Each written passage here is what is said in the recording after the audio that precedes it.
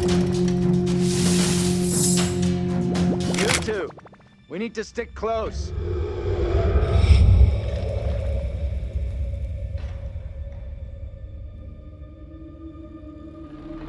What the hell?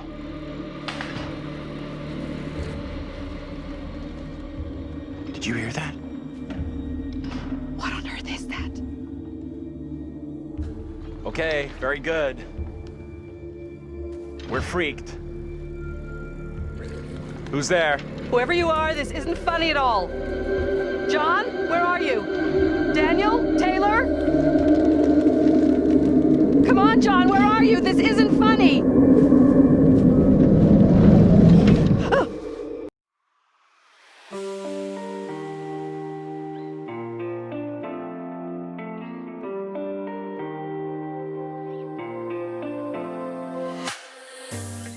It's been a bit of a challenging time for lots of people. I'm grateful that in the grand scheme of things, I've been relatively lucky. This is obviously something that's affected people globally and to sort of varying degrees. So very grateful for the fact that, as I say, in the wider context, I've been very lucky. And just hope that we're sort of headed in the right direction and back towards a kind of more sort of recognizable version of the world we live in.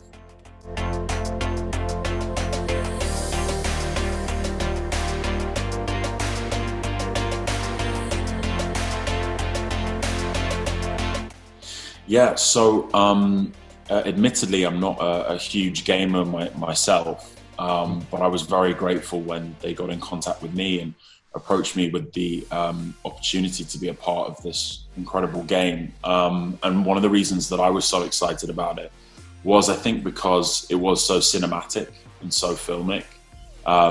The Dark Picture series of games are sort of a series of standalone, intense sort of cinematic horror games. And Little Hope is the second in that series. And really with its sort of branching narrative paths and the fact that it's based around human relationships and there are sort of multiple characters that you can play, it really kind of resembled sort of, many of the kind of opportunities I've been lucky enough to have in the world of film. And it was especially exciting because in this game, I'm actually responsible for 3 different characters across 3 different time periods, which was a really, really fun challenge. And that in itself was a little bit different to anything I've done before.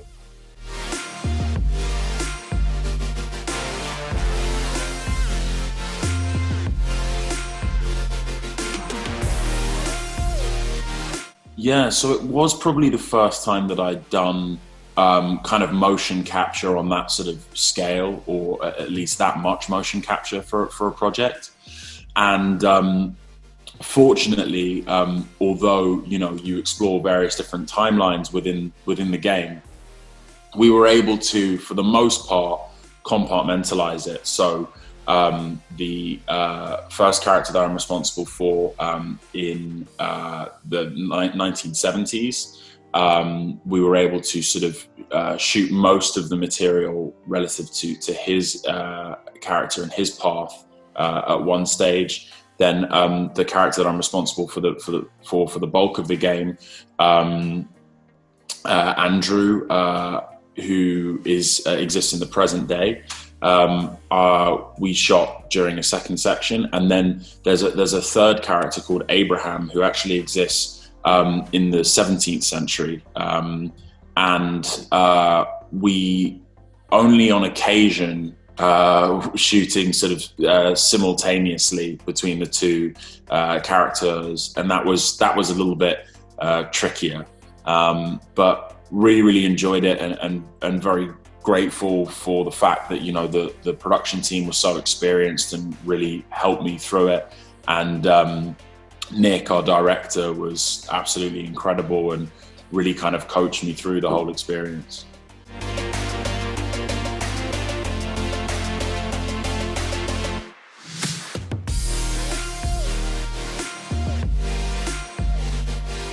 Yeah, the graphics are absolutely amazing, and it's really strange to see myself as a video game character. The sort of thing I think as a kid, you know, you could only sort of imagine in your wildest dreams. So to see it was really, really strange, and it's unbelievable, the technology and you know the ability that the people behind the technology have in order to sort of capture. Not only, I think, you know, really realistic visuals, but also nuances of performances, and you know, to be able to pick up on the smallest and most minute facial expressions and have that translate into the game experience is amazing. It makes it all the more realistic and hopefully horrifying as well.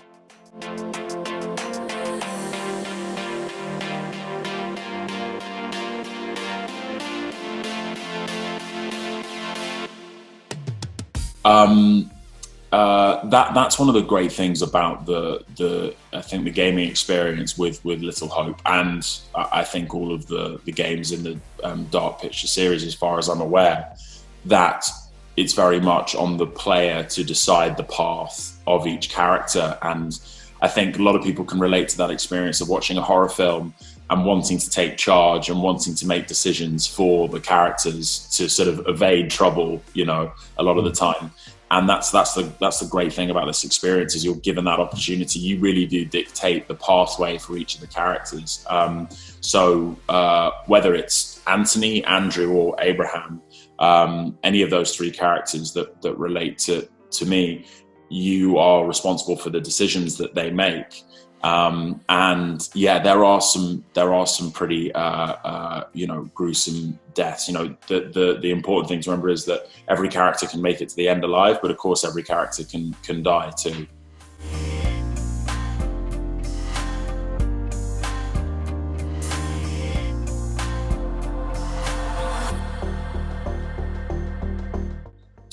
That's interesting. Yeah, I mean, I was quite lucky that I'd had the opportunity to do Bandersnatch before, just because it gave me some small taste of what it's like to sort of shoot, you know, branching narratives and entertain kind of multiple pathways for a character.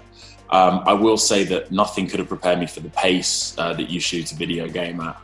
You really, really do move very, very quickly, and you know, where you might get through between sort of 2 and 5 pages, you know, on a film or television shoot, typically speaking, you know, I don't even know how many pages we were getting through a day on Little Hope, but I also really enjoyed that pace as well. And there's something about, even though obviously, you know, technology plays a huge role, and of course, you know, there isn't a sort of immediate audience, there is a sense of theatre to it. You know, you're on the floor playing with each other in this space in a way that feels a lot like live theatre, strangely.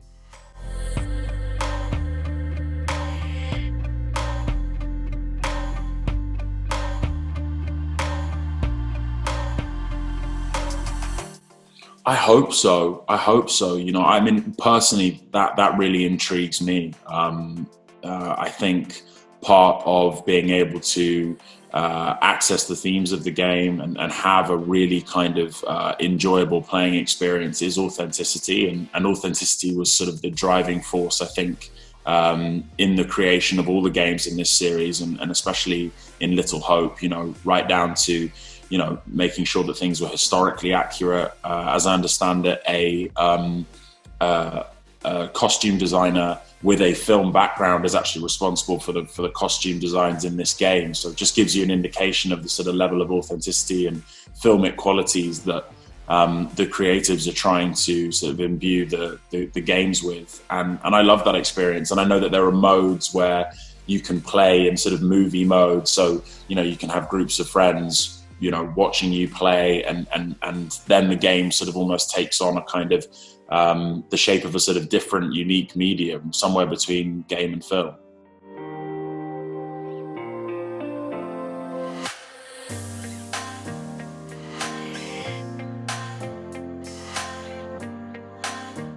I've seen the gameplay for Man of Medan, but haven't had a chance to play it.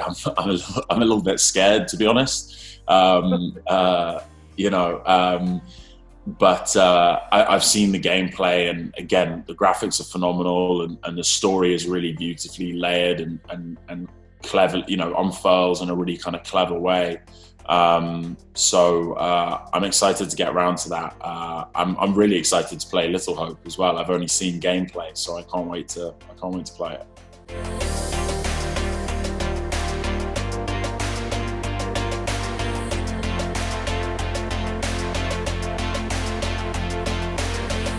Sure.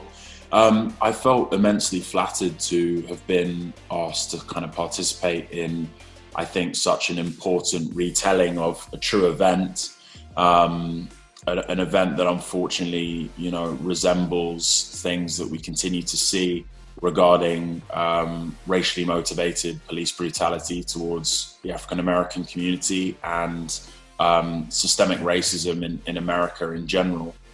I felt very flattered to have a part in telling a story about a group of people who didn't get any justice, you know, who were brutalized, murdered, and, you know, furthermore, failed by the justice system.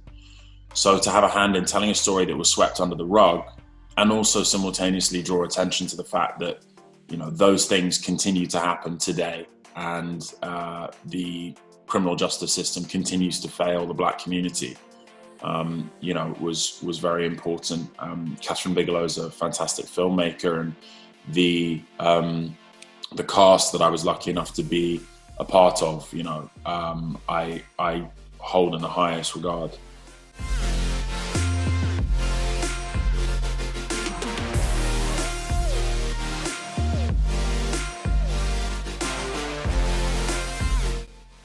I think the work that's being done by Black Lives Matter movement and the Black community is phenomenal, and I don't for a second want to detract from the progress and the hard work that is being done.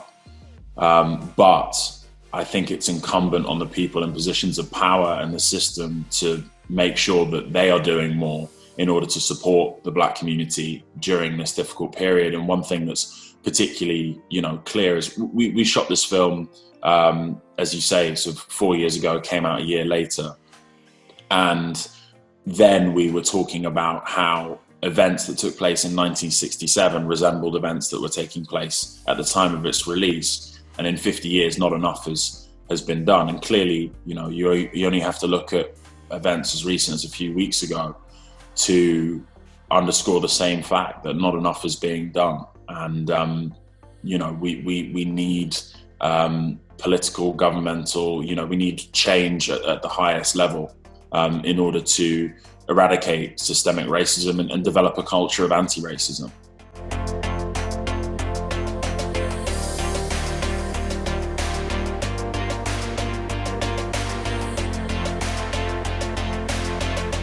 Sure. I felt like that was the best way to use my profile, and that was the way that I felt like I was utilizing the platform to the best of my ability.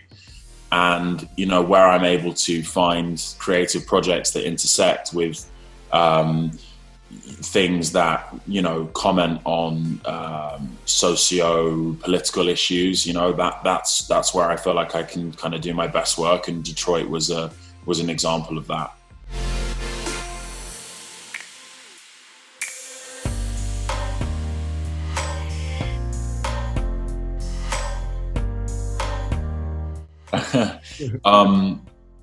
So I can't actually comment on future projects just because it's so uncertain at the moment. Nor can I make comment on the other project. Unfortunately, you know, in both cases, it's a scheduling issue that you know, permitted me from moving forward.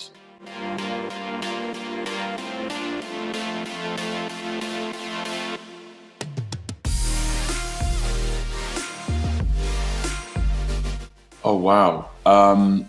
Well, I think the film industry could potentially learn from the game industry insofar as getting back to connecting with audiences on a sort of deeper level, and really thinking about the experiential side of cinema going and filmmaking in general.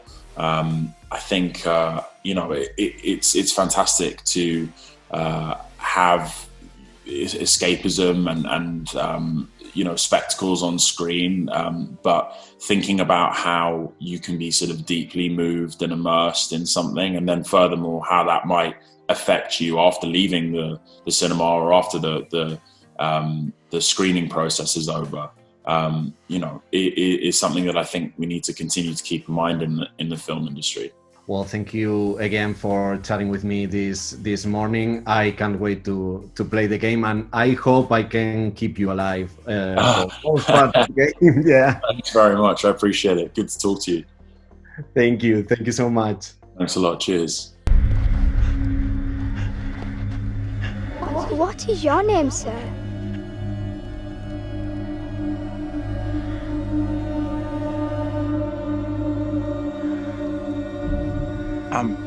Andrew? Andrew? And your name, lady? Who the hell are you? Why are you dressed like that? I am called Mary. I fashioned her with my own hand.